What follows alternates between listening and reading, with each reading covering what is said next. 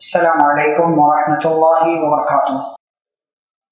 بسم اللہ الرحمن الرحیم، الحمد للہ رب العالمین، والصلاة والسلام علی رسولہ الامین،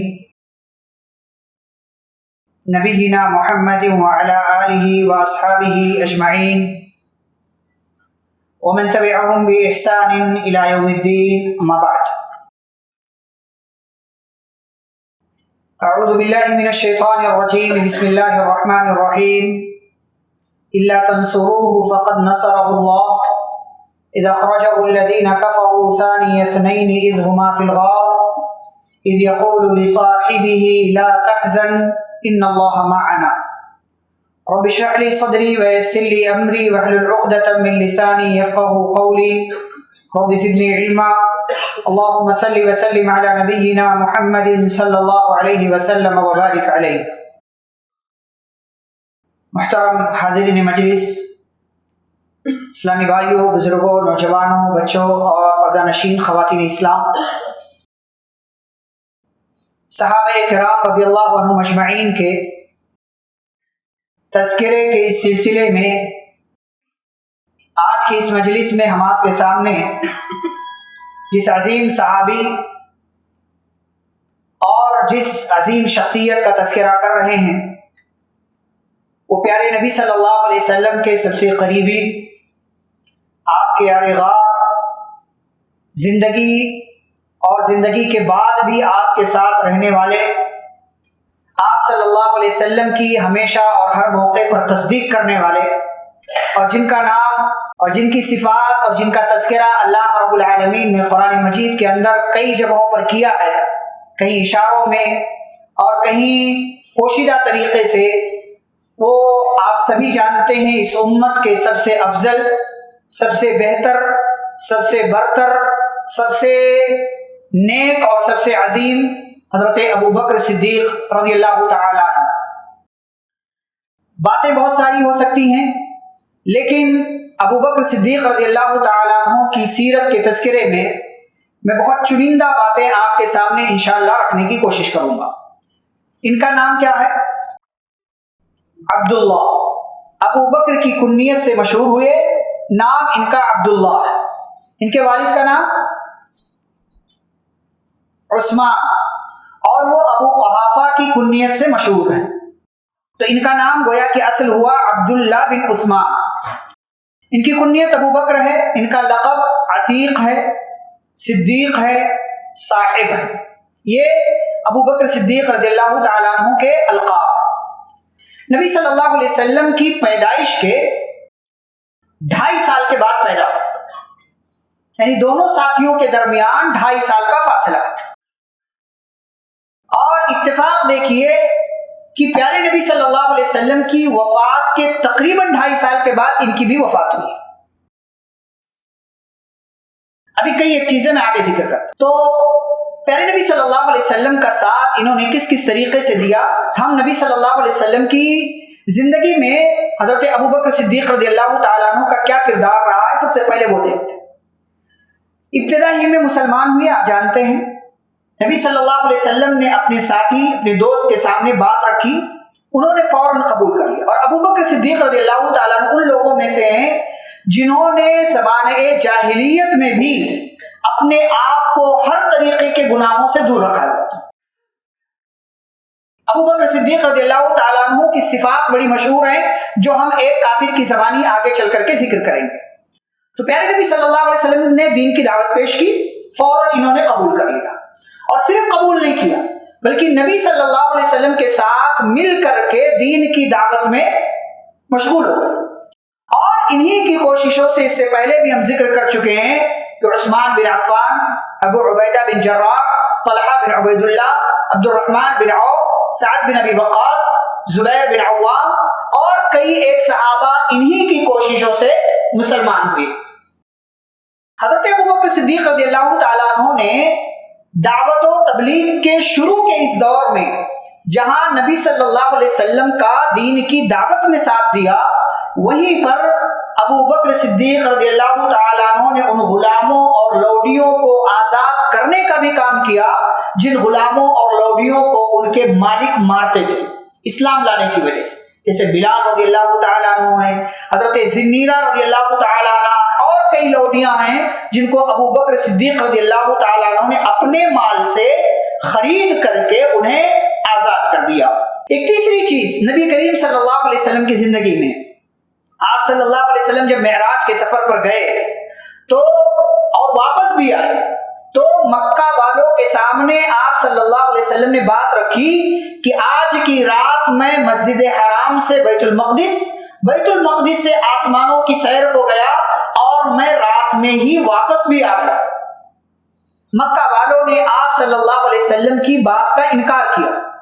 آپ صلی اللہ علیہ وسلم سے انہوں نے سوالات پوچھے، سارے سوالات کے جوابات پیارے نبی صلی اللہ علیہ وسلم نے دے دیے اور ٹھیک ٹھیک جواب دیے، کیونکہ آپ صلی اللہ علیہ وسلم کی نگاہوں کے سامنے نبی صلی اللہ علیہ وسلم نے وہ پورا منظرنامہ آپ کے سامنے کر دیا، جو سوال ہوا جواب فوراً دیا۔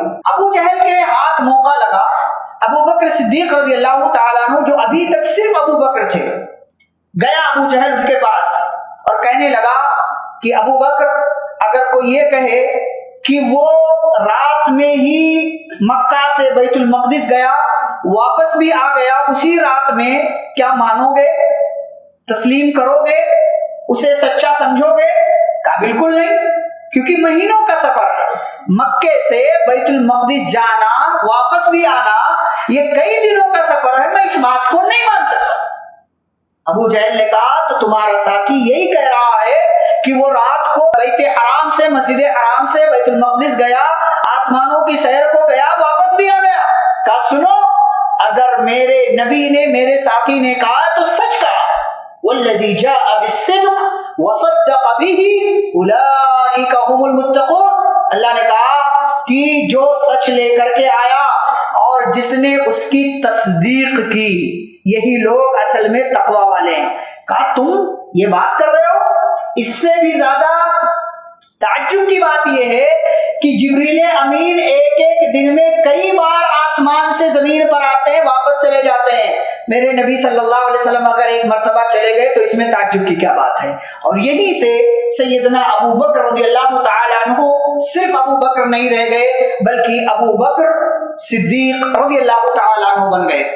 پیارے نبی صلی اللہ علیہ وسلم کے ساتھ زندگی کا ایک اور سنہرا موقع آیا حضرت ابو بکر صدیق رضی اللہ تعالیٰ عنہ کی زندگی میں، لیکن اس سے پہلے ایک اور چیز سنتے جائیے کہ جب مکہ کے اندر ظلم و ستم بڑھا، مکے والوں نے بہت ستانا شروع کیا، تو ایک دن ابو بکر رضی اللہ تعالیٰ عنہ نے اپنا سب کچھ اٹھایا جو کچھ لے کر جا سکتے تھے اور مکہ سے نکلنے لگے۔ ان کا ایک پڑوسی تھا ابن الدغینہ نام کا، بعض لوگوں نے ابن الدغنہ بھی کہا، ابن الدغینہ نام کا، صحیح بخاری کی حدیث ہے۔ وہ ابو بکر صدیق رضی اللہ تعالیٰ عنہ کو اس نے نکلتا دیکھا، دیکھنے کے بعد اس نے پکڑا، کہا ابو بکر کہاں جا رہے ہو؟ کہا کہ اب مکہ میں رہنے جیسا نہیں ہے، مکہ میں رہنے جیسا نہیں ہے، آزادی نہیں ہے۔ تو اس نے ایک بڑا شاندار جملہ کہا کہ ان مثلک لا یخرج ولا یخرج، کہا تم جیسا بندہ نہ اسے جانا چاہیے نہ اسے کوئی نکال سکتا ہے، نہ اسے نکالا جا سکتا ہے نہ اسے نکلنا چاہیے۔ اور پھر ابو بکر صدیق رضی اللہ تعالیٰ عنہ کی صفات، ابن الدغینہ نے وہی صفات بتائی جو پیارے نبی صلی اللہ علیہ وسلم کی صفات حضرت خدیجہ رضی اللہ تعالیٰ عنہ نے پہلی وحی کے موقع سے بیان کیا تھا۔ کیا بیان کیا تھا؟ انک لتصل الرحم، اے نبی صلی اللہ علیہ وسلم اللہ آپ کو رسوا نہیں کرے گا کیونکہ آپ صلہ رحمی کرتے ہیں۔ ابن الدغینہ نے ابو بکر رضی اللہ عنہ کی یہی صفت بتائی کہ ابو بکر آپ جیسا بندہ مکہ سے نہیں جا سکتا ہے، کیوں؟ اس لیے کہ آپ صلہ رحمی کرتے ہیں، رشتہ داری جوڑتے ہیں، مہمانوں کی مہمان نوازی کرتے ہیں، مصیبت میں لوگوں کے کام آتے ہیں اور لوگوں کی مدد کرتے ہیں، ضرورتوں میں کام آتے ہیں۔ آپ جیسے بندے کو کوئی نہیں نکال سکتا، چلیے میں پناہ دے رہا ہوں۔ اور وہیں سے اس جگہ سے ابن الدغینہ ابو بکر صدیق رضی اللہ تعالیٰ عنہ کو لے کر کے آتا ہے اور مکے میں اعلان کرتا، مکے والوں میں نے ابو بکر کو پناہ دے دیا۔ یہ کردار تھا، یہ خوبیاں تھیں ابو بکر صدیق رضی اللہ تعالیٰ عنہ کی زمانے جاہلیت کے اندر بھی، جس کی گواہی ان کا اپنا ایک پڑوسی، ایک کافر اور ایک دشمن دے رہا۔ ہمیں بھی ایسا ہی کردار اپنانا چاہیے اور اپنے اندر خوبیاں رکھنی چاہیے۔ پیارے نبی صلی اللہ علیہ وسلم نے صحابہ کرام کو ہجرت کرنے کا حکم دے دیا. صحابہ ایک ایک کر کے ہجرت کرنے لگے.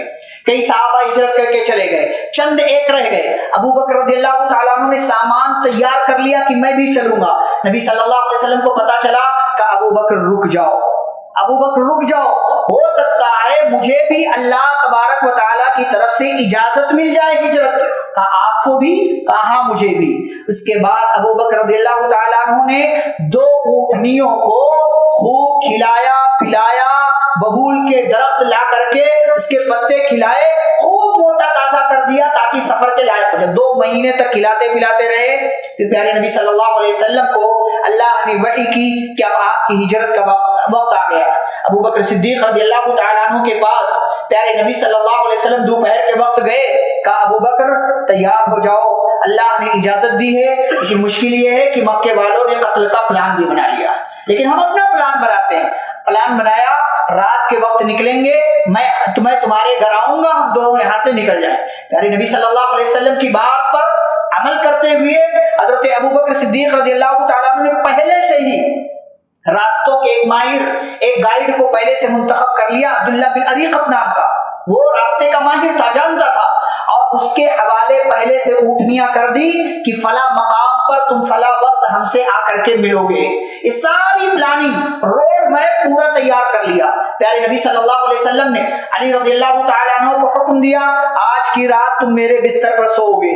علی رضی اللہ تعالیٰ عنہ سو گئے. نبی صلی اللہ علیہ وسلم کے گھر کا گھیراؤ مکے کے لوگوں نے کر رکھا. نبی صلی اللہ علیہ وسلم وَجَعَلْنَا مِن بَيْنِ أَيْدِيهِمْ سَدًّا وَمِنْ خَلْفِهِمْ سَدًّا فَأَغْشَيْنَاهُمْ فَهُمْ لَا يُبْصِرُونَ پڑھتے ہوئے نکل گئے. آپ نے ایک مٹھی مٹی لی اور سارے کافروں کی طرف پھینکا, اور سارے کافروں کی نگاہیں نبی صلی اللہ علیہ وسلم کے اس عمل کے بعد اللہ نے اچک لیا, اور کوئی بھی آپ کو دیکھ نہیں پایا. بہرحال نبی صلی اللہ علیہ وسلم ابو بکر رضی اللہ تعالیٰ عنہ کے گھر پہنچے. پیچھے کے دروازے سے جو بھی سامان لے کر نکلنا تھا, یہ دونوں ساتھی ہجرت کے سفر پر روانہ ہونے کے لیے غار ثور کی طرف نکل گئے. دونوں غار ثور میں پہنچے.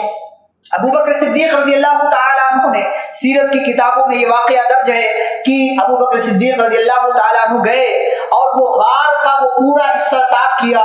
نبی کریم صلی اللہ علیہ وسلم کو اندر بلایا. پیارے نبی صلی اللہ علیہ وسلم آ کر کے لیٹ گئے ابو بکر صدیق رضی اللہ تعالیٰ عنہ کی گود میں. اسی دوران سیرت نگار لکھتے ہیں کہ ایک کوئی موذی جانور آیا, اس نے ابو بکر رضی اللہ تعالیٰ عنہ کے پیر پر یا کسی جگہ اس نے کاٹ لیا. تکلیف ہوئی اور شدت کی تکلیف ہوئی. ابو بکر صدیق رضی اللہ تعالیٰ عنہ تکلیف برداشت کرتے رہے, اظہار نہیں کیا کہ گود میں محبوب سویا ہوا ہے, گود میں کائنات کے امام لیٹے ہوئے ہیں, انہیں تکلیف ہو جائے گی, ان کی نیند میں خلل پڑ جائے گا. سیدنا ابو بکر صدیق رضی اللہ تعالیٰ عنہ تکلیف برداشت کرتے رہے, لیکن انسان تھے, تکلیف کی برداشت جب اپنے لیول سے باہر پہنچی, صدیق اکبر رضی اللہ تعالیٰ عنہ کی آنکھوں سے آنسو نکلے. پیارے نبی صلی اللہ علیہ وسلم پر پڑے. آپ بیدار ہوئے, اور بیدار ہونے کے بعد پوچھا ابو بکر کیا ہوا؟ کہ اللہ کے نبی کسی موذی جانور نے ڈس لیا, تکلیف دیتی ہے. پیارے نبی صلی اللہ علیہ وسلم نے اپنا لعاب لگایا, اور اس لعاب کے لگانے سے ابو بکر رضی اللہ تعالیٰ عنہ کی وہ تکلیف دور ہو گئی. اب اس کے بعد 3 دن تک غار میں رہے.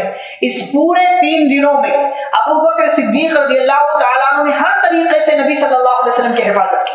ادھر مکے میں اعلان ہو چکا ہے, ان دونوں کو جو بھی زندہ یا مردہ پکڑ کر لائے گا, ہر ایک کے بدلے 100 سرخ اونٹ انعام میں دیے جائیں گے. سارے لوگ نکل گئے, سارے لوگ انعام کی لالچ میں نکل گئے. جس کو جاسوسی کرنا آتا وہ بھی, جس کو نہیں آتا وہ بھی. کوئی پیدل ہے, کوئی سواری ہے, کوئی یہاں ہے, کوئی وہاں تلاش کر رہے. کچھ لوگ بالکل غار کے دہانے تک پہنچے. اللہ نے کہا الا تنصروا فقد نصرہ اللہ. اللہ کی مدد کیسے آتی ہے, نمونہ ملاحظہ کرو. دونوں ساتھی نکلے, دونوں غار میں ہیں, اور کافروں کی ایک ٹیم آتی ہے, تلاش کرتے ہوئے غار کے منہ تک پہنچتے ہیں. صدیق اکبر رضی اللہ تعالیٰ عنہ کی نگاہ پڑتی ہے, اللہ کے نبی ان میں سے کوئی اگر اپنے پیر کی طرف دیکھ لے لابصرنا, وہ ہمیں دیکھ لے گا, اس کی نگاہ ہم پر پڑ جائے گی. صدیق اکبر گھبرائے اپنی وجہ سے نہیں, پیارے نبی صلی اللہ علیہ وسلم کے پکڑے جانے کی وجہ سے. پیارے نبی صلی اللہ علیہ وسلم اس موقع پر ساتھ دیا, اور دوست ہو تو ایسا ہونا چاہیے, ساتھی ہو تو ایسا ہونا چاہیے جو دکھ میں بھی ساتھ رہے اور سکھ میں بھی ساتھ رہے. ایسا نہیں ہے کہ کام ہے تو ساتھ ہے, پیسہ ہے تو ساتھ ہے, خوشحالی ہے تو ساتھ ہے, سب چنگا ہے, سب اچھا ہے تو ساتھ ہے, مصیبت ذرا سی آئی دوست پہلی فرصت میں بھاگ لے.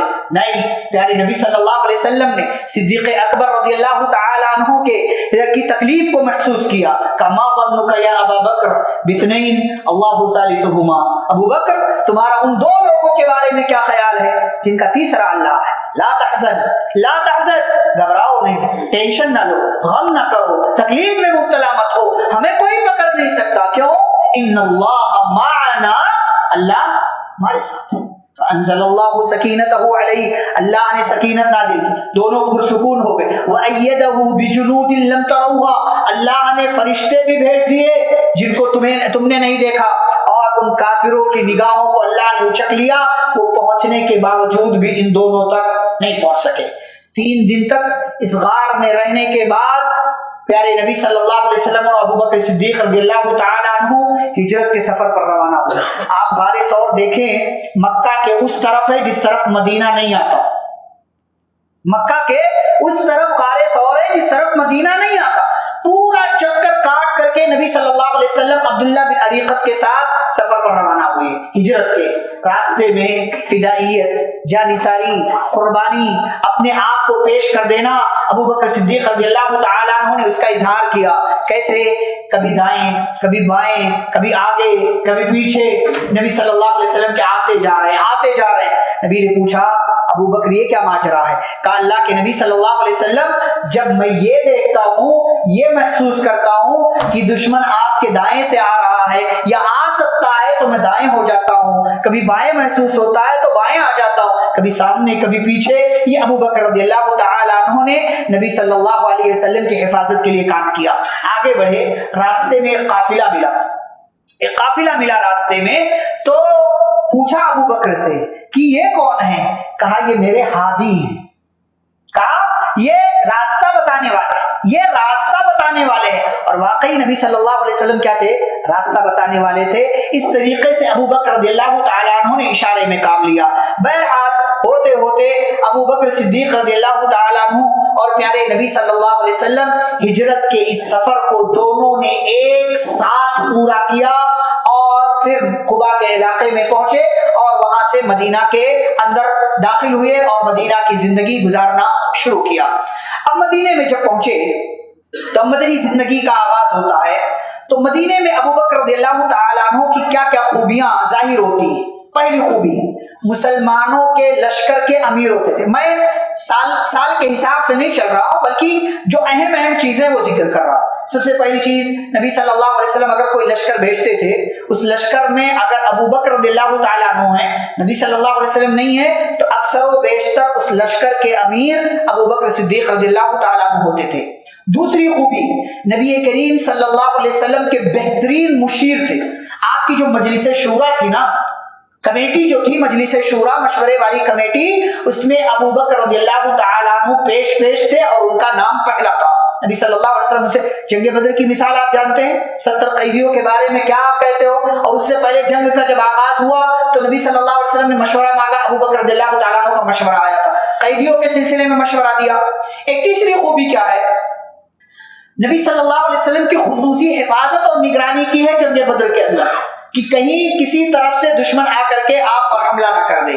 اور ایک خوبی, جنگ تبوک میں گھر کا پورا مال لا کر کے نبی صلی اللہ علیہ وسلم کے قدموں میں رکھ دیا. پورا مال نبی صلی اللہ علیہ وسلم کے قدموں میں لا کر کے رکھ دیا اور اسلام کے لیے اپنا سارا مال قربان کر دیا. ایک پانچویں خوبی کہ ان کی قیادت میں پیارے نبی صلی اللہ علیہ وسلم نے پوچھا تھا جب مال لے کر کے آئے, کہا ابو بکر گھر میں کچھ چھوڑا ہے؟ کیا کہا؟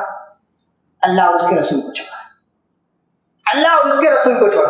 ہم سوچیں کہ رمضان 20 دن گزر گیا, اب تک ہم نے کتنا خرچہ کیا اپنے فائدے کے لیے. دوسروں کا فائدہ تو بعد میں ہوتا, پہلے اپنا فائدہ ہوتا. مال خرچ کرنے سے اپنا فائدہ پہلے ہوتا ہے, بعد میں دوسرے کا فائدہ ہوتا ہے. تو سوچنا چاہیے. ان کی قیادت میں صحابہ کرام نے پہلا حج کیا. پہلا حج کب ہوا؟ کون سے سال؟ کون سے سال ہوا پہلا حج؟ سن 9 ہجری میں. نبی صلی اللہ علیہ وسلم نے کب کیا؟ سن 10 ہجری میں. تو 9 ہجری میں نبی صلی اللہ علیہ وسلم نے صحابہ کو بھیجا. اسی سال حج فرض ہوا تھا, تو بھیجا صحابہ کو اس لشکر کے اس جو ہے جماعت کے امیر ابو بکر صدیق رضی اللہ تعالیٰ عنہ تھے. تو مسلمانوں نے جو پہلا حج کیا اس کے قائد اور امیر ابو بکر صدیق رضی اللہ تعالیٰ عنہ تھے سن 9 ہجری میں. نبی صلی اللہ علیہ وسلم کے ساتھ بھی اگلے سال حج میں شریک رہے حضرت ابو بکر صدیق رضی اللہ تعالیٰ عنہ. بیماری کے دور کا جب آغاز ہوا, یہ زندگی کا بڑا اہم مرحلہ ہے. نبی صلی اللہ علیہ وسلم کتنے دن بیمار رہے؟ 16 یا 17 دن, بعض لوگوں کے حساب سے 13 یا 14 دن. پیارے نبی صلی اللہ علیہ وسلم بیمار رہے. اس بیماری کے ایام میں آپ صلی اللہ علیہ وسلم شفٹ ہو کر کے اما عائشہ رضی اللہ تعالیٰ عنہ کے حجرے میں چلے گئے. آپ نماز پڑھانے آتے تھے. آپ کی طبیعت کبھی اچھی ہوتی, کبھی بگڑتی, کبھی اچھی ہوتی, کبھی بگڑتی. پیارے نبی صلی اللہ علیہ وسلم جمعرات کے دن مغرب کی آخری نماز جو تھی آپ صلی اللہ علیہ وسلم نے پڑھائی. جمعرات کے دن آخری نماز مغرب کی. اس کے بعد پیارے نبی صلی اللہ علیہ وسلم کا بدن بہت کمزور ہو گیا. پھر آپ مسجد میں آ کر کے نماز پڑھنے کے قابل نہیں بچے. عشاء کا وقت آیا, لوگ انتظار کر رہے, اب آئیں گے, اب آئیں گے, اب آئیں گے. لیکن نبی صلی اللہ علیہ وسلم کی کمزوری ایسی تھی کہ آپ نہیں. آپ نے پیغام بھیجا, آپ نے پوچھا نماز ہو گئی؟ کہا نہیں, لوگ آپ کا انتظار کر رہے ہیں. تھوڑی دیر اور گزری, پھر آپ نے پوچھا نماز ہو گئی؟ نہیں, آپ کا انتظار ہو رہا ہے. اور عشاء کے وقت میں آپ تاخیر کر سکتے ہیں, تاخیر سے پڑھنا افضل بھی ہے عشاء. تو آپ صلی اللہ علیہ وسلم صحابہ کو دیکھ کر کے کبھی جلدی پڑھ لیتے تھے, کبھی تاخیر سے پڑھتے تھے. آج بڑی تاخیر ہو رہی ہے. کئی بار آپ نے پوچھا, ایک بار اور پوچھا گیا. آپ صلی اللہ علیہ وسلم نے جب پوچھا تو کہا نماز نہیں ہوئی. تو پھر آپ نے کہا مرو ابا بکر فلیصلی بالناس. یہ بڑا پیارا جملہ, اشارہ بھی اس میں. کہ ابو بکر سے کہو لوگوں کو نماز پڑھائیں. اور آپ صلی اللہ علیہ وسلم کی حیات میں صرف 2 صحابہ ایسے ہیں جنہوں نے مسلمانوں کی امامت کی ہے نماز میں. ایک ابو بکر صدیق رضی اللہ تعالیٰ عنہ اور ایک عبد الرحمن بن عوف رضی اللہ تعالیٰ. یہ 2 صحابہ. ایک موقع آیا تھا, اس موقع سے عبد الرحمن بن عوف رضی اللہ تعالیٰ عنہ نے صحابہ کی امامت کی. تو آپ نے کہا کہ ابو بکر سے کہو لوگوں کو نماز پڑھائیں. ہم عائشہ رضی اللہ تعالیٰ عنہ تھوڑا پیچھے ہٹنے لگی. نہیں, اللہ کے نبی کسی اور کو کہہ دیجیے, کوئی اور. کیوں؟ ابو بکر کمزور ہے, جسمانی اعتبار سے بھی کمزور اور کمزور دل کے, کیونکہ ساتھی. اور اس سے بھی بڑا خدشہ کیا تھا کہ اگر نبی صلی اللہ علیہ وسلم کی زندگی میں آپ کے مصلی پر ابو بکر کھڑے ہو گئے اور ابو بکر رضی اللہ تعالیٰ عنہ کی امامت کے وقت یا اس دوران نبی صلی اللہ علیہ وسلم کی وفات ہو گئی, تو لوگ میرے ابا کو کیا سمجھیں گے؟ کیا منحوس, برا. میرے ابا کے تعلق سے لوگ طرح طرح کی باتیں کریں گے. اس لیے ابا عائشہ نے کہا اللہ کے نبی کسی اور کو کہہ دیجیے. آپ نے فرمایا نہیں, ابو بکر سے کہو کہ لوگوں کو نماز پڑھیں. پیارے نبی صلی اللہ علیہ وسلم اسی مسجد نبوی کے بغل میں ایک حجرے میں موجود ہیں, اور آپ کی زندگی میں اگلے 17 ٹائم کی نماز ابو بکر صدیق رضی اللہ تعالیٰ عنہ نے پڑھائی. عشاء, جمعرات کی عشاء, جمعہ کی 5 نمازیں, ہفتے کی 5 نمازیں, اتوار کی 5 نمازیں اور پیر کی فجر کی نماز. یہ 17 ٹائم کی نمازیں ابو بکر صدیق رضی اللہ تعالیٰ عنہ نے پڑھائی. یہ اشارہ کس بات کا تھا؟ میرے بعد مسلمانوں کا کوئی خلیفہ ہوگا تو کون؟ ابو بکر صدیق رضی اللہ تعالیٰ. اس دوران آپ کا ایک اور فرمان آیا, سدو عنی کل خوخۃ الا خوخۃ ابی بکر, کہ لوگوں مسجد نبوی میں جتنے دروازے کھڑکیاں کھلتی ہیں سب بند کر دی جائیں سوائے کس کے؟ ابو بکر کے. آپ اگر مسجد نبوی دیکھیں بہت غور سے, تو آپ جب باب السلام جو پرانا 7 نمبر کا گیٹ ہے اس طرف سے آپ داخل ہوں اور سیدھا مسجد نبوی میں کا جو دروازہ آپ کو نظر آئے گا یہ باب ابو بکر ہے. یہ باب ابو بکر ہے. کیوں؟ یہاں ابو بکر صدیق رضی اللہ تعالیٰ عنہ کا گھر تھا، اور اس کے اپوزٹ میں سے بالکل اپوزٹ میں اس طرف جہاں نبی صلی اللہ علیہ وسلم کی قبر مبارک ہے، جہاں آپ کے ساتھ آپ کے دونوں ساتھی ہیں، اور جو روضہ کے بعد فوراً لگا ہوا ہے بالکل اپوزٹ میں ہے، تو ادھر ابو بکر صدیق، اور آس پاس جتنے گھر تھے سارے گھروں کی کھڑکیاں اور دروازے کہاں کھلتے تھے؟ مسجد نبی میں، سب طرف سے دروازہ تھا۔ تو نبی صلی اللہ علیہ وسلم نے حکم دیا ساری کھڑکیاں بند کر دی جائے سوائے ابو بکر کے۔ نبی صلی اللہ علیہ وسلم کی تو کھلی ہے، ازواج مطہرات کی تو ہیں، لیکن سارے دروازے ساری کھڑکیاں بند سوائے ابو بکر۔ یہ بھی اشارہ تھا کہ نبی صلی اللہ علیہ وسلم کے بعد مسلمانوں کا خلیفہ ابو بکر صدیق رضی اللہ تعالیٰ عنہ۔ اور آگے بڑھیں، نبی کریم صلی اللہ علیہ وسلم نے اس دوران ایک دو مرتبہ صحابہ کے مجمع میں آ کر کے گفتگو کی۔ ایک مرتبہ آپ صلی اللہ علیہ وسلم آئے اور آپ نے تذکرہ کیا کہ لوگوں، اللہ نے ایک بندے کو اختیار دیا کہ وہ چاہے تو دنیا لے لے چاہے تو آخرت لے لے۔ اس بندے نے دنیا کو چھوڑ کر کے آخرت کو لے لیا۔ یہ سننا تھا، ابو بکر صدیق رضی اللہ تعالیٰ عنہ رونے لگے۔ صحابہ نے کہا بوڑھا عجیب ہے، پاگل ہو گیا ہے، یا نبی کسی اور کی بات کر رہے ہیں بندے کی، اور یہ ہے کہ رویا جا رہا، رونے کی کیا بات ہے؟ صحابہ کہتے بعد میں یہ راز کھلا کہ ہم میں سب سے بڑا عالم کون ہے؟ ابو بکر صدیق رضی اللہ۔ سمجھ گئے ابو بکر کہ نبی صلی اللہ علیہ وسلم کسی اور بندے کی بات نہیں کر رہے، بلکہ آپ خود اپنی بات کر رہے ہیں کہ اس بندے نے دنیا کو نہیں لیا، آخرت کو ترجیح دیا، مطلب آپ کی اس بیماری میں وفات ہونے والی۔ پیارے نبی صلی اللہ علیہ وسلم نے ایک دن ایک موقع پر آپ نے اس بات کا بھی تذکرہ کیا کہ لوگوں، ہر ایک کے احسانات کا بدلہ میں نے چکا دیا ہے سوائے ابو بکر کے۔ یہ اعتراف ہے نبی صلی اللہ علیہ وسلم، یہ اعتراف ہے کہ میں نہیں چکا سکتا، میرے ابو بکر کے احسانات کا بدلہ اللہ رب العالمین دے گا، وہی اللہ دے گا۔ ابو بکر کیسا؟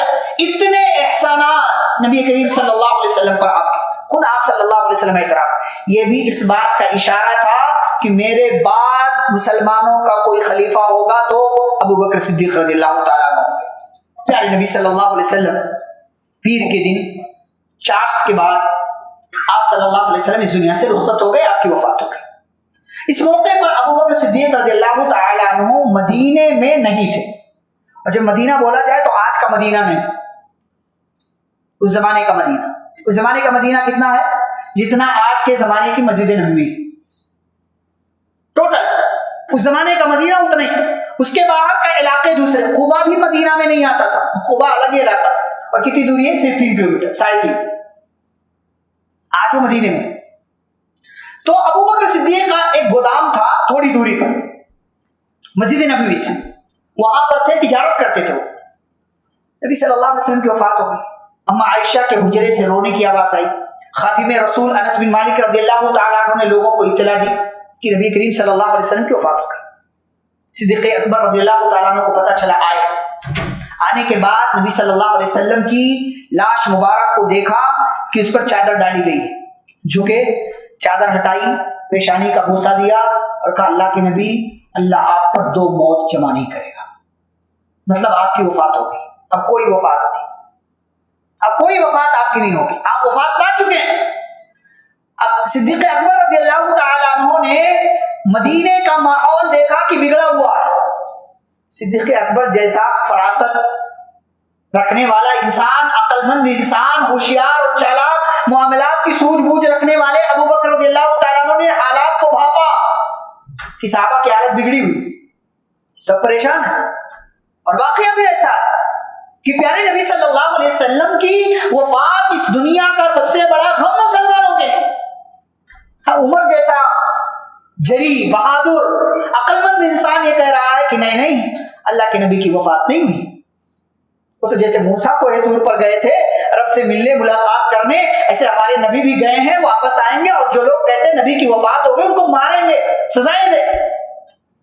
پیارے نبی صلی اللہ علیہ وسلم کے پیارے ساتھی ابو بکر صدیق رضی اللہ تعالیٰ عنہ نے پورا منظر نامہ دیکھا، کچھ نہیں کہا۔ پہلے تو عمر سے کہا عمر بیٹھ جاؤ، عمر رضی اللہ تعالیٰ عنہ نہیں بیٹھے، گئے ممبر پر چڑھے، خطبہ دیا، وما محمد الا رسول قد خلت من قبله الرسل افإن مات او قتل انقلبتم على اعقابكم ومن ينقلب على عقبيه فلن يضر الله شيئا. کہ محمد صلی اللہ علیہ وسلم اللہ کے رسول ہیں، ان سے پہلے بہت سے رسول آئے چلے گئے، کیا اگر ان کی وفات ہو جائے یا انہیں شہید کر دیا جائے تم اپنی ایڑیوں کے بل پلٹ جاؤ گے؟ یعنی کیا دین چھوڑ دو گے؟ یاد رہے وَمَن يَنْقَلِبْ عَلَىٰ عَقِبَيْهِ، جو ایڑیوں کے بل پلٹ گیا، جس نے دین چھوڑ دیا، وہ اللہ کا ذرہ برابر نقصان نہیں کرے گا، وہ صرف اپنا نقصان کرے گا. اس کے بعد شاندار تاریخی جملہ کہا مَن كَانَ مِنْكُمْ يَعْبُدُ مُحَمَّدًا فَإِنَّ مُحَمَّدًا قَدْ مَاتَ. تم میں سے جو نبی کریم صلی اللہ علیہ وسلم کی، محمد صلی اللہ علیہ وسلم کی عبادت کرتا تھا، وہ سنے محمد صلی اللہ علیہ وسلم کی وفات ہو گئی. وَمَن كَانَ مِنْكُمْ يَعْبُدُ اللَّهَ فَإِنَّ اللَّهَ حَيٌّ لَا يَمُوتُ. تو سنیں کہ بے شک اللہ تعالیٰ زندہ ہے، اسے کبھی بھی موت نہیں آنے والی ہے. اور یہ خطبہ سننا تھا کہ جو جہاں تھا وہیں بیٹھ گیا، پرسکون ہو گیا. عمر فاروق رضی اللہ تعالیٰ عنہ رونے لگے، آنکھوں سے اشک بہنے لگے، اور انہوں نے اس بات کو بھی تسلیم کر لیا آیت کریمہ تلاوت کیے جانے کے بعد کہ ہمارے محبوب، ہمارے پیارے نبی صلی اللہ علیہ وسلم اس دنیا سے رخصت ہو گئے. اس ماحول کو ٹھیک کرنے میں، صحابہ کرام کو یقین دلانے میں جو کردار ابو بکر رضی اللہ تعالیٰ عنہ نے پیش کیا ہے، وہ کردار نہایت انوکھا ہے اور نہایت تاریخی ہے، جو سارے صحابہ پر ابو بکر رضی اللہ تعالیٰ عنہ کا ایک قرض ہے. اور آگے بڑھیں، صدیق اکبر رضی اللہ تعالیٰ عنہ کی سیرت کی جھلکیاں آپ صلی اللہ علیہ وسلم کی وفات کے بعد. آپ صلی اللہ علیہ وسلم کی تدفین نہیں ہوئی، غسل نہیں دیا گیا، کیا ہو گیا یہ معاملہ؟ خلیفہ کون ہوگا؟ صحابہ خلافت کے لالچی تھے؟ نہیں. کچھ بدماش ہیں جو کہتے ہیں صحابہ خلافت کے لالچی تھے. کہتے ہیں نبی کی لاش مبارک ادھر پڑی ہوئی ہے اور ادھر یہ لوگ جو ہے وہ خلافت کے لیے لڑ رہے ہیں سقیفہ بنو ساعدہ میں. یہ مردود سے پوچھو، ابھی ہلاک ہوا، اس کی تدفین نہیں ہوئی، اسے مٹی نہیں ملی، اور اس کے اپنے ہمنوا لڑ رہے ہیں کہ کس کو بنایا جائے، مشورے اور بنا بھی دیا گیا. ہاں، جو امیر معاویہ پر بھوکتے ہیں کہ امیر معاویہ نے اپنے بیٹے کو خلیفہ بنایا، اپنے بعد ملوکیت کا دور. یہ کون سا دور ہے؟ تم کرو تو جائز، امیر معاویہ کرے تو ناجائز. صحابہ تم لڑو گدی کے لیے، تخت نشینی کے لیے تو جائز، اور صحابہ کرام کے یہاں اختلاف ہو جائے، وہ بھی انسان تھے تو ناجائز ہو گیا. اور معاملہ کیا ہے؟ بحث چھڑی، خلیفہ کون؟ مہاجرین میں سے ایک، انصار میں سے ایک. اختلاف بڑھا. ابو بکر صدیق رضی اللہ تعالیٰ عنہ نے اور زید بن ثابت رضی اللہ تعالیٰ عنہ نے ایک دلیل دی، کہا نبی قریش میں سے تھے تو ہمارا امام بھی قریش میں سے ہونا چاہیے، مہاجر ہونا چاہیے. ابو بکر صدیق نے کہا الائمۃ من قریش، میں نے نبی کی زندگی میں حدیث سنی تھی کہ مسلمانوں کا امام قریش قبیلے کا ہوگا. سارے انصار سرنڈر ہو گئے، ہم قریش میں سے نہیں ہیں، تو مدینے کے، ہم مکے کے نہیں ہیں. سات سرنڈر. دلیل آ جانے کے بعد سمعنا واطعنا، مان لیا، قبول کر لیا، اطاعت کر لی. حضرت ابو بکر نے دو لوگوں کا نام پیش کیا، ابو عبیدہ بن جراح، عمر بن خطاب. مسلمانوں ان میں سے جس کو چاہو بنا دو. عمر بن خطاب نے ہاتھ پکڑا ابو بکر کا، بیعت کیا، کہا ابو بکر آپ ہمارے خلیفہ ہیں. اس کے بعد فٹافٹ سارے لوگوں نے جتنے تھے سب بیعت کر لیا. اور اس طریقے سے ابو بکر صدیق رضی اللہ تعالیٰ عنہ مسلمانوں کے پہلے خلیفہ بنے، جس کی کئی نشانیاں اس سے پہلے ہم آپ کے سامنے ذکر کر چکے. ابو بکر صدیق رضی اللہ تعالیٰ عنہ جب خلیفہ بنے، خلیفہ بننے کے بعد سب سے پہلی اسپیچ ان کی سنیے، تقریر سنیے، خطبہ سنیے، اور اس کے بعد آگے بڑھتے. کہا اے لوگو ایھا الناس انی ولیت علیکم، کہا کہ لوگوں مجھے تمہارا امیر بنایا گیا ہے، حاکم بنایا گیا ہے، حالانکہ میں تم سے بہتر نہیں. یہ عاجزی ہے. کہا مجھے تمہارا امیر بنایا گیا، میں تم سے بہتر نہیں ہوں. اگر میں ٹھیک رہوں تو میری مدد کرو، یعنی اگر میں اچھا کروں تو میرا ہاتھ بٹانا، اور اگر میں بری راہ اختیار کروں تو مجھے سیدھا کر دینا. ہے کوئی اس دور میں ایسا ذمہ دار، چاہے وہ گھر کا ہو، جماعت کا ہو، جمعیت کا ہو، ملک کا ہو، کسی اور جگہ کا ہو، جو یہ جملہ کہے اگر میں برے راستے پر جاؤں تو مجھے ٹھیک کر دو؟ ابو بکر صدیق رضی اللہ عنہ کا جملہ ہے. اس کے بعد کہتے ہیں ابو بکر صدیق، سچ امانت اور جھوٹ خیانت ہے. تم میں سے میرے نزدیک وہ بندہ، تم میں سے جو کمزور ہے وہ میرے نزدیک طاقتور ہے. جب تک کہ میں اس کا حق نہ دلا دوں، اور جو طاقتور ہے وہ کمزور ہے میرے نزدیک جب تک کہ میں اس سے حق لے کر کے حقدار تک نہ پہنچا دوں۔ اور پھر کہا اس زمانے کے ماحول کے حساب سے کوئی شخص بھی اللہ کے راستے میں جہاد کرنا نہیں چھوڑے گا، کیونکہ اللہ رب العالمین ایسے لوگوں کو ذلیل کر دیتا۔ تم میری اطاعت کرو جب تک میں اللہ اور اس کے رسول کی اطاعت کروں، اور جب میں اللہ اور اس کے رسول کی نافرمانی کروں تو میری اطاعت تم پر واجب نہیں ہے۔ اچھا چلو اب نماز کے لیے کھڑے ہو جاؤ، اللہ رب العالمین تم پر رحم فرمائے۔ یہ چھوٹی سی تقریر، اس تقریر میں ابو بکر صدیق رضی اللہ تعالیٰ عنہ نے زندگی کیسے گزارا جائے، عمارت کیسے نبھایا جائے، حاکم بن کر کیسے رہا جائے، لوگوں کا ذمہ دار بن کر کے کیسا رہا جائے، اور ماحول کو ٹھیک کیسے کیا جا سکتا، یہ ساری باتیں صدیق اکبر رضی اللہ تعالیٰ عنہ نے اپنی اس چھوٹی سی تقریر کے اندر بیان کی۔ اچھا خلیفہ بن جانے کے بعد ایسا نہیں ہے کہ سب بڑھتا جا رہا ہے بڑھتا جا رہا ہے بڑھتا جا رہا ہے، نہیں، خلیفہ بننے کے بعد بھی سادہ زندگی گزارتے رہے، بکریوں کے دودھ دو لیتے تھے، ام ایمن کی زیارت کرنے جاتے تھے۔ ام ایمن کون ہے؟ کون ہے؟ نبی کریم صلی اللہ علیہ وسلم کے والد کی لونڈی تھی، زید بن حارثہ کی بیوی ہیں، آپ صلی اللہ علیہ وسلم کے اہل بیت میں سے ہیں۔ نبی صلی اللہ علیہ وسلم کی وفات کے بعد بھی وہ زندہ تھی، حالانکہ بڑی عمر کی تھی نبی صلی اللہ علیہ وسلم۔ تو حضرت ابوبکر اور عمر رضی اللہ تعالیٰ عنہ دونوں ام ایمن کی زیارت کو جاتے تھے، کب؟ نبی صلی اللہ علیہ وسلم کی وفات کے بعد۔ کیوں؟ ام ایمن وہ ہے جنہوں نے بچپن سے ہی نبی صلی اللہ علیہ وسلم کو دیکھا تھا، تربیت کی تھی، کھلایا تھا، گود میں رکھا تھا، ان کی ساری چیزوں کا انتظام کیا تھا۔ تو ام ایمن کو دیکھنے سے ہمیں نبی کی یاد آتی ہے۔ ایک مرتبہ دونوں گئے تو دیکھا ام ایمن رو رہی ہے، ام ایمن رو رہی ہے، ام ایمن روتی کیوں؟ نبی صلی اللہ علیہ وسلم بہت اچھی جگہ گئے، اعلیٰ مقام ملا ان کو۔ ام ایمن کہنے لگی میں اس لیے نہیں رو رہی کہ نبی کی وفات ہو گئی، میں اس لیے رو رہی ہوں کیونکہ نبی کریم صلی اللہ علیہ وسلم کی وفات کے ساتھ ہی آسمان سے جو علم آ رہا تھا وحی کی صورت میں، اب وہ علم آنا ختم ہو گیا۔ نبی صلی اللہ علیہ وسلم آیات تھے، کوئی مسئلہ ہوا، آیت اتری، مسئلے کا حل نازل ہوا، اللہ نے فرمان جاری کر دیا، جبریل آ گئے، اللہ کے نبی اس مسئلے کا یہ حل ہے۔ نبی کی وفات ہو گئی تو جبریل کا وحی لے کر کے دنیا میں آنا بند ہو گیا، لیکن جبریل اب بھی آتے ہیں۔ تنزل الملائکۃ والروح فیہا بإذن ربہم من کل امر، فرشتے اور فرشتوں کے سردار جبریل لیلۃ القدر میں، شب قدر میں زمین پر آتے ہیں، دنیا کے اندر آتے ہیں اللہ رب العالمین کی اجازت سے۔ تو ابو بکر رضی اللہ تعالیٰ عنہ ایمن کی زیارت کو جاتے تھے، لوگوں کے درمیان قرآن حدیث کے مطابق فیصلہ کرتے تھے، عدل و مساوات کو باقی رکھتے تھے، سچائی کا قیام کرتے تھے، اور داخلی معاملات کا انتظام اپنے ذمہ رکھا۔ عمر رضی اللہ تعالیٰ عنہ کو اپنی ٹیم کا کیا بنایا؟ قاضی، جج بنایا۔ فیصلہ کون کریں گے؟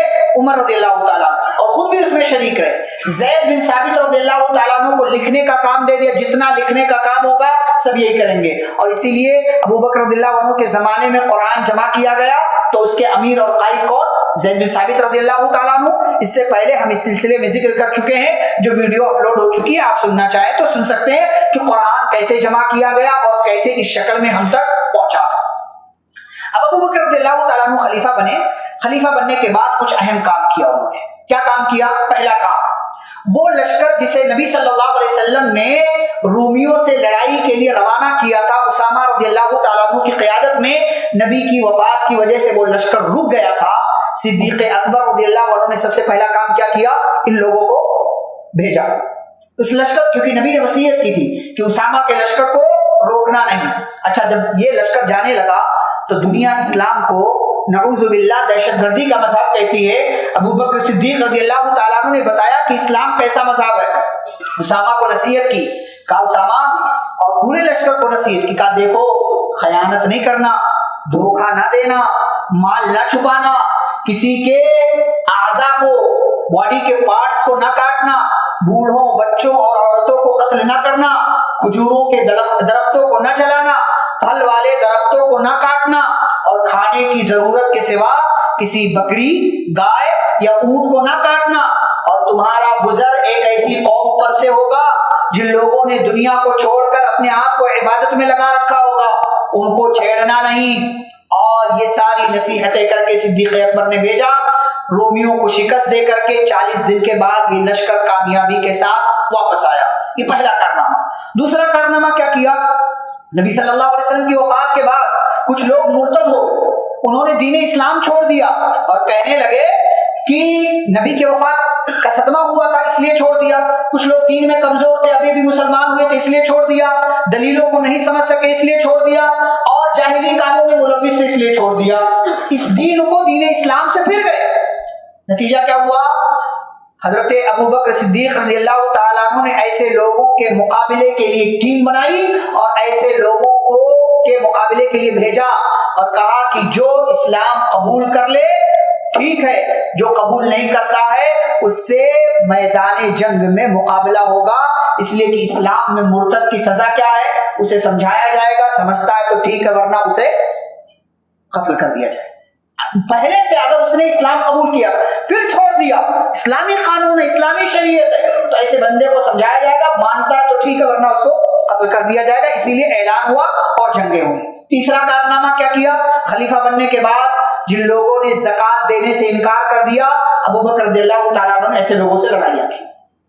واللہ لو منعونی قال, کہ اللہ کی قسم اگر یہ لوگ ایک رسی بھی, اگر ان کے مال میں ایک رسی بھی زکوٰۃ فرض ہو رہی ہے وہ نہیں دیتے ہیں تو میں ان سے جنگ کروں گا. اور صدیق اکبر رضی اللہ تعالیٰ عنہ نے ایسے لوگوں سے جنگ کیا. اچھا, اس موقع سے پتہ ہے آپ کو ابو بکر اپنی نرمی کے لیے مشہور ہے اور عمر سختی کے لیے. انشاءاللہ 23ویں رات میں ہم عمر رضی اللہ تعالیٰ عنہ کا تذکرہ کریں گے. ابو بکر نرمی کے لیے, عمر رضی اللہ تعالیٰ عنہ سختی کے لیے مشہور ہے. لیکن جب زکوٰۃ دینے والوں نے زکوٰۃ دینے سے انکار کر دیا تو ابو بکر سختی دکھائے کہ اللہ کی قسم ایسے لوگوں سے لڑوں گا. عمر رضی اللہ تعالیٰ عنہ کا ابو بکر اتنی سختی کی کیا ضرورت؟ ہاں, کہا یہ لوگ اسلام کی بنیاد ڈھا رہے ہیں. زکوٰۃ اسلام کے ارکان میں سے رکن ہے. کہا اسلام کی بنیاد ڈھا رہے ہیں, اگر انہوں نے نہیں دیا تو ایسے لوگوں سے میں جنگ کروں گا. اور پھر مقابلہ ہوا اور پھر جو ہے لوگوں کو سمجھایا گیا, کچھ لوگ سمجھ گئے اور کچھ لوگوں سے مقابلہ ہوا. چوتھا کارنامہ, نبوت کا دعویٰ کرنے والے لوگوں سے مقابلہ کیا. مسیلمہ کذاب, طلحہ بن خویلد, اسود عنسی اور ایک عورت بھی تیار ہو گئی کہ میں بھی نبی آؤں, سجارہ بنت حارث. مسلمہ نے تو نبی کے زمانے میں ہی اپنے جو ہے بال اور پرزے نکالنا شروع کر دیا تھا, کہا مجھے شریک کر لو, یہ کر لو, وہ کر. آپ نے اپنی زندگی میں یہ پیشن گوئی کی تھی کہ یمامہ کے علاقے سے نبوت کا جھوٹا دعویٰ کرنے والا پیدا ہوگا اور وہ مسلمہ کذاب تھا. مسلمہ کذاب نے دعویٰ کیا. جنگ یمامہ ہوئی, ابو بکر صدیق رضی اللہ تعالیٰ عنہ نے لشکر بھیجا اور اس جنگ یمامہ میں گرچہ حفاظ کی بڑی تعداد شہید ہوئی لیکن مسلمہ کذاب کو قتل کیا گیا. اور قتل کرنے والے حمزہ رضی اللہ تعالیٰ عنہ کو جنہوں نے شہید کیا وحشی بن حرب رضی اللہ تعالیٰ عنہ, اور اسلام قبول کر لیا تھا اور اسلام قبول کرنے کے بعد انہوں نے مسلمہ کذاب کو قتل کیا. اسود عنسی کا بھی خاتمہ ہوا, اس نے نبوت کا جھوٹا دعویٰ کیا تھا. اور ایسے ہی طلحہ بن خویلد جو پہلے مسلمان تھا. اچھا, حجۃ الوداع سے واپسی کے بعد اس کے دماغ میں نبوت کا خبر سما, اس نے نبوت کا دعویٰ کر دیا. بعد میں اس کو سمجھایا گیا لیکن اس بندے نے کیا کر لیا, توبہ کر لیا اور پھر سے جو ہے مسلمان ہو گیا اور اس کا اسلام بعد میں بہت اچھا ہوا. اور پانچواں جو سب سے بڑا کارنامہ حضرت صدیق اکبر رضی اللہ تعالیٰ عنہ نے کیا وہ ہے قرآن کو جمع کرنا, جیسا کہ میں نے کہا جس کی تفصیل ہم حضرت زید بن ثابت رضی اللہ تعالیٰ عنہ کے واقعے میں ان کی سیرت میں بیان کر چکے ہیں. چھٹا کارنامہ ان کی زندگی میں کیا ہوا, شام یعنی سیریا اور عراق کے علاقے فتح ہوئے. شام اور عراق, شام کے کچھ علاقے رہ گئے تھے جیسے فلسطین وغیرہ, وہ حضرت عمر رضی اللہ تعالیٰ عنہ کے زمانے میں فتح ہوئے.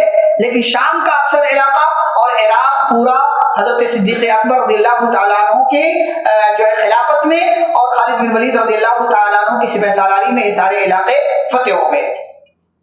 ابو بکر رضی اللہ تعالیٰ عنہ جیسا کہ میں نے کہا 2.25 سال سے 2.5 سال خلیفہ رہے, 2.25 سال سے تقریباً 2.5 سال. پھر نبی صلی اللہ علیہ وسلم ربیع الاول میں آپ کی وفات ہوئی, اس وقت خلیفہ بنے اور یہ سلسلہ چلتے چلتے جمادی الاخرہ کا مہینہ آیا, تو مطلب 2.25 سال. حضرت صدیق اکبر رضی اللہ تعالیٰ عنہ آخری وقت آیا تو 7 جمادی الاخرہ سن 13 ہجری کو بیمار ہوئی.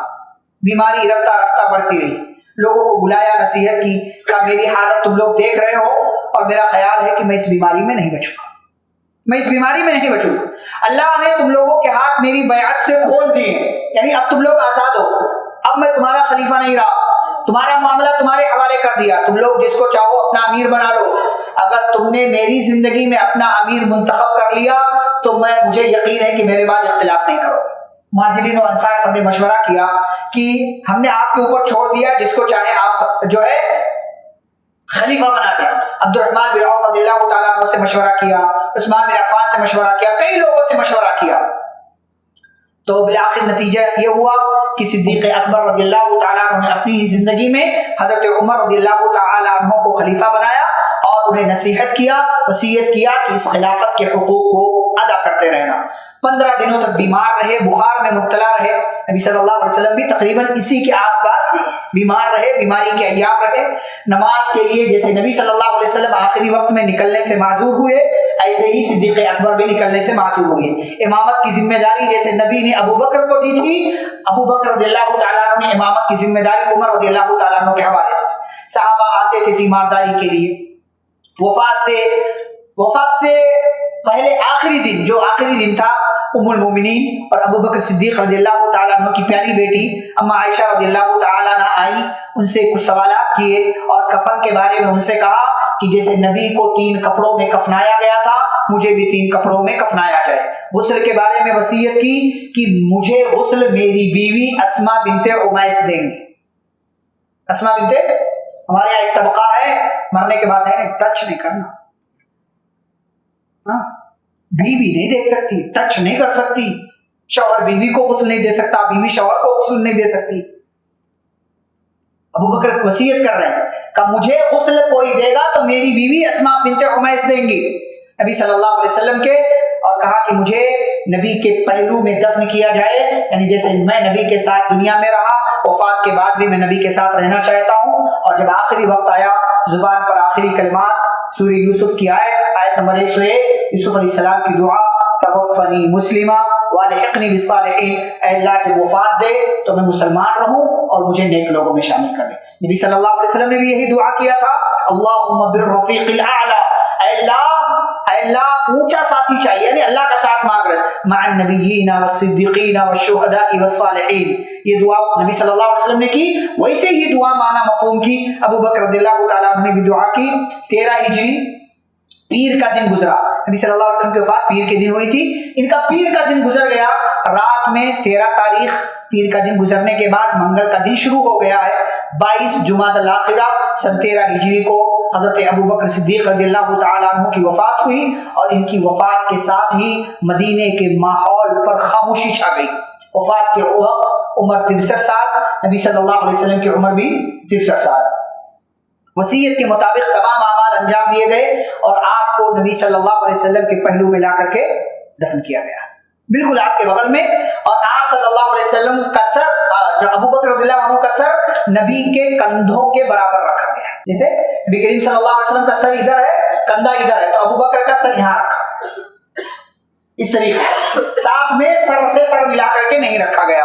نماز جنازہ حضرت عمر بن خطاب رضی اللہ تعالیٰ عنہ نے پڑھایا، اور آپ کی قبر میں حضرت عمر، حضرت عثمان، حضرت طلحہ اور ابو بکر رضی اللہ تعالیٰ عنہ کے بیٹے عبد الرحمن بن ابو بکر اترے۔ اور یاد رہے حضرت ابو بکر نے مختلف وقتوں میں 5 شادیاں کی، ان 5 شادیوں سے 3 لڑکے اور 3 لڑکیاں، 3 لڑکے اور 3 لڑکیاں، جن 6 اولاد میں سے 5 صحابی ہیں، حضرت اسما، حضرت عائشہ، حضرت عبداللہ، حضرت عبد الرحمن، حضرت محمد، اور ایک بیٹی جو ام کلثوم، وہ بعد میں پیدا ہوئی تھی، یعنی نبی صلی اللہ علیہ وسلم کی وفات کے بعد پیدا ہوئی تھی، تو ظاہر سی بات ہے انہیں صحابیہ بننے کا موقع نہیں ملا۔ حضرت ابوبکر صدیق رضی اللہ تعالیٰ عنہ دنیا سے رخصت ہو گئے، جیسے نبی کی قبر بغلی لحد بنائی گئی تھی، ان کی قبر بھی بغلی اور لحد بنائی گئی۔ ان کی خصوصیات کیا ہے، چند ایک باتیں میں ذکر کر کے بات ختم کروں۔ سب سے پہلے اسلام لانے والے، ان کی 4 نسلوں کو صحابہ کی جماعت میں شامل ہونے کا شرف ملا، ان کے علاوہ کوئی ایسا نہیں جن کی 4 نسلیں مسلمان، 4 نسلیں ان کی مسلمان ہیں، ان کے ابا، یہ خود، ان کے بیٹے اور ان کے پوتے اور ان کا نواسا بھی۔ حضرت اسما کے بیٹے عبداللہ بن زبیر وہ بھی، یعنی بیٹوں کی طرف سے بھی 4 نسلیں صحابی اور بیٹی کی طرف سے بھی 4 نسلیں، ان کے علاوہ کسی خاندان کو شرف نہیں ملا کہ 4 نسلیں 4 کی 4 نسلیں صحابی ہوں۔ ہمیشہ اور ہر وقت نبی صلی اللہ علیہ وسلم کی تصدیق کی، نبی کے سفر کے ہجرت کے سفر کے ساتھی ہیں۔ اللہ نے قرآن میں کئی جگہوں پر تذکرہ کیا ہے اور نبی کی خاطر ان کا نام صاحب کا ہے، یعنی صاحب کا لفظ استعمال کیا۔ نبی صلی اللہ علیہ وسلم نے خود ان کے احسانات کا اعتراف کیا، نبی کی زندگی میں امامت کرنے کا شرف ملا، امت محمدیہ کے سب سے بہترین انسان، سب سے پہلے نمبر پر انہی کا نام آتا ہے، مسلمانوں کے پہلے خلیفہ اور امیر، اپنوں کے علاوہ غیروں نے بھی تعریف کی ہے۔ یعنی مسلمان تو چھوڑیے، جن لوگوں نے ابو بکر رضی اللہ تعالیٰ عنہ کی سیرت پڑھا ہے ان لوگوں نے تعریف کی ہے۔ بعض لوگوں نے ذکر کیا کہ ہمارے ملک کے گاندھی جی نے بھی ابو بکر صدیق رضی اللہ تعالیٰ عنہ کی تعریف کی ہے۔